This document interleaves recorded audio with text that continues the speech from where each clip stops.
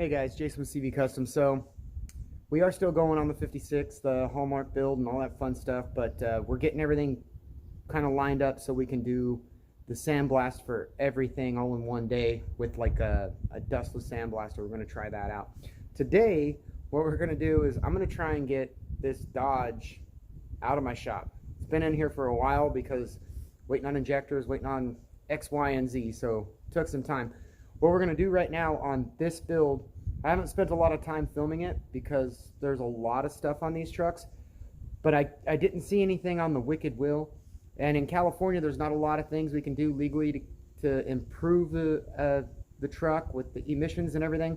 But the Wicked Wheel is one of them we can put in our turbo and, you know, improve the performance and get rid of the lag and all those little things that the Wicked Wheel does.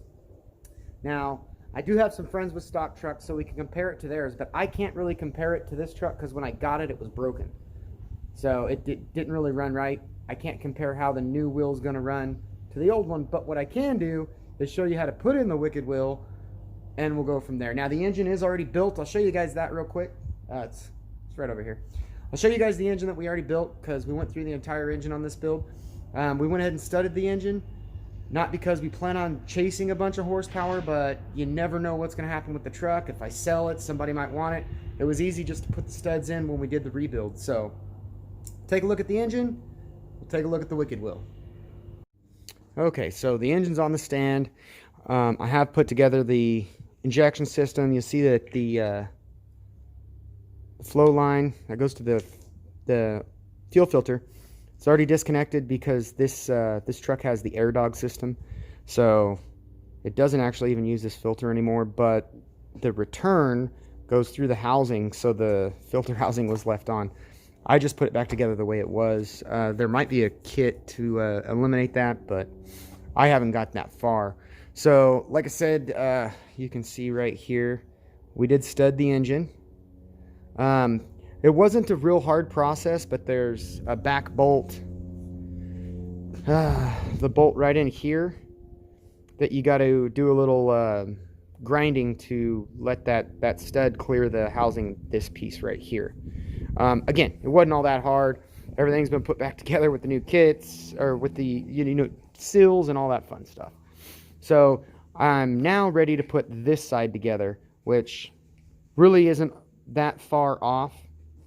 But before I throw the exhaust manifold and turbo on, I wanted to do the Wicked Wheel. So we're going to see how this Wicked Wheel goes. I don't think it's going to be that difficult of a project. So let's jump over here.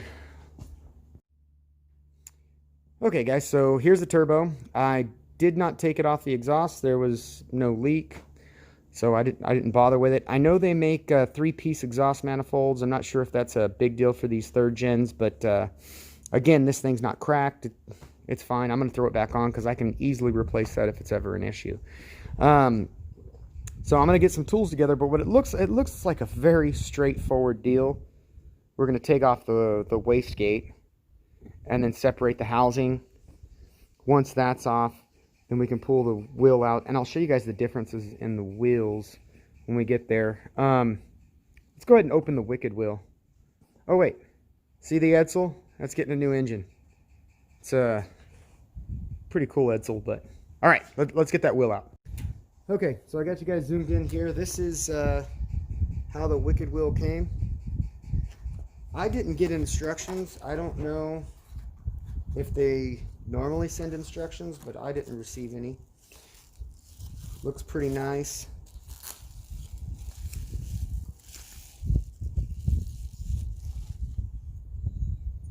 You can see the blades.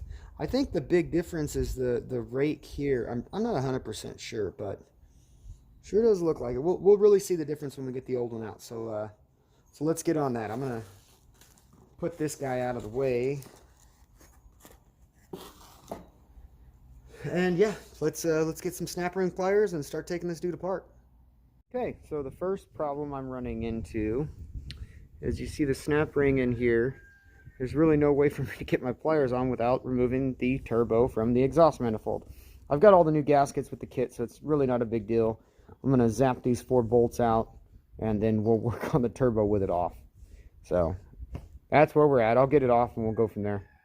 Okay, so came off, no big deal. I did put some PB Blaster to make it spin off easier, but I still can't get my pliers in here. It's a little tight. So I think what I'm gonna do now is I'm gonna go ahead and just take off the clamp and remove the exhaust side so I can stand this on end and get in there, and hopefully that solves it. Now, before I do that, I'm gonna mark where everything's clocked so that I can put it back together no problem. What I'm gonna do, I know it gets a little dark in here, but see this rib? I'll just put a center punch here, so that they both line up with that rib again when I lock it back down. So yeah, let's go from there. Okay, so when I mark it, I do it pretty simply. See the two right on the rib, so we're gonna line up. I seriously just take the center punch here, this is just spring loaded, and then after I center punch it, I take the paint marker and I dab it and then wipe it off, and the color stays inside the center mark. So we're on the rib, we can go ahead and remove. Okay guys, got it separated. I'm going to show you some things. What's really cool is we didn't have to, there's a dowel pin right here, you see it? There we go. There's a dowel pin on the intake side and another dowel pin on the exhaust side. So we didn't have to mark it for the clocking. Sometimes those turbos you can clock, so I try to be prepared because like I said, I didn't have instructions. So now it's separated. Now I check the fins.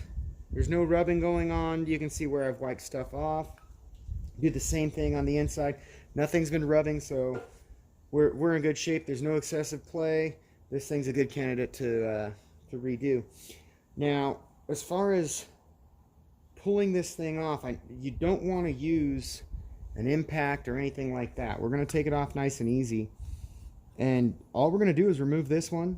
We'll compare it to the Wicked Wheel, and we'll put it back on. So, yeah, let me get set up for that. We'll probably put this in the vise and go from there. Okay, so a couple of things. You don't want to clamp anywhere on the fins or do anything crazy like that. So that's actually not even the right wrench. I think it's a 14. Got a 14 on the bottom and a 10 on the top here, which top right now I have the intake side. 10 millimeter, and it is left-handed threads, so this shouldn't be too hard. There we go. That's about all the force it took.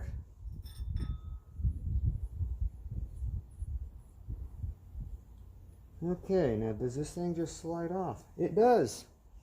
Seriously, just slid right off.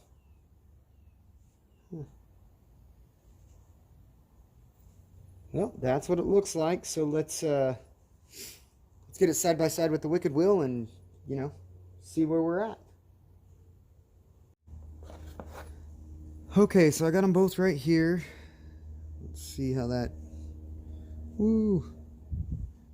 A little goofy doing it like this. Let's go that way. That work? The biggest difference I see is this second fin, the little guy right here. On this one, it's much longer. It does look like this taper right here is a little steeper than the taper right here.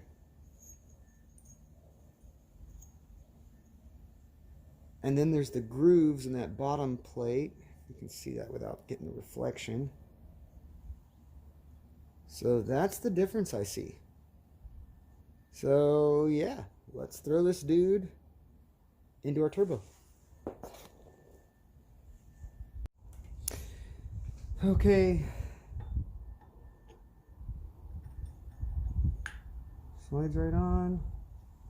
Smooth fit.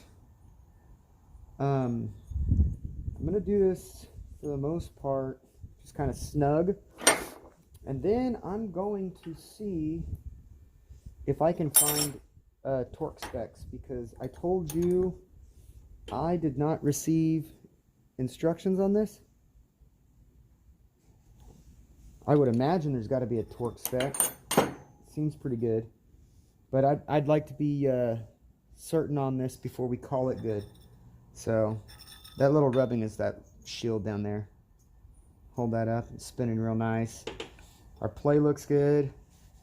Pretty happy about it. Let me take a second, find a torque spec if it's possible, and we'll go from there. Okay guys, we're back. So what I found is there's a difference between the 12 point and the 6-point nut. I have a 12 point, and that calls for 135 inch-pounds. You really want to make sure you're on inch-pounds.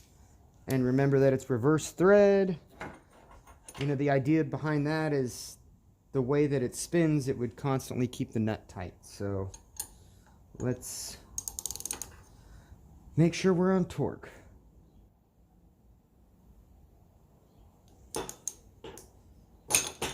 Oof. Come on now. I have to lock this dude down a little better. I didn't want to clamp too hard on this thing, so.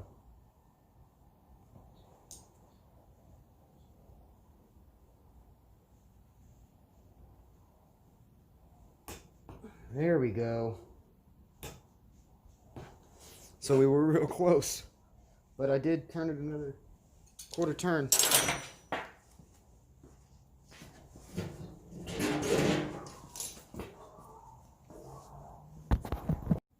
Okay guys, so the Wicked Wheel is installed. I got a couple extra notes for you. Sometimes the wind will knock things over. That's what I had to run off for right at the end there. But anyways, so the snap ring that goes right here for the intake side is tapered. So you want to make sure that you put that back in the proper way. It also, I had to use a really, really good size pair of snap ring pliers, so make sure you have something like that. The soot from the exhaust side is going to get everywhere because I've got marks on me. And the dowel pins have everything clocked, so you don't really have to worry about any of that. It really makes it a straightforward swap. I think you could probably do it in the truck if you had the right pliers to get in there and get it out. It's probably the easiest just to pull it out and do it on the bench. But it's good to go now, and appreciate you guys watching. My next video will be back on the 56. We're going to pull the steering column and the cab, get it down to just frame now that we know where the engine's going to go. So if you guys are interested in the 56 build, you can check that out. I might show a little bit of the Edsel. It's getting Edsel's getting fuel injection, that sniper kit, power steering, and a freshly rebuilt engine. It's got a 292 Ford in it if you're a Y-block guy. So, all right, guys, catch you on the next video.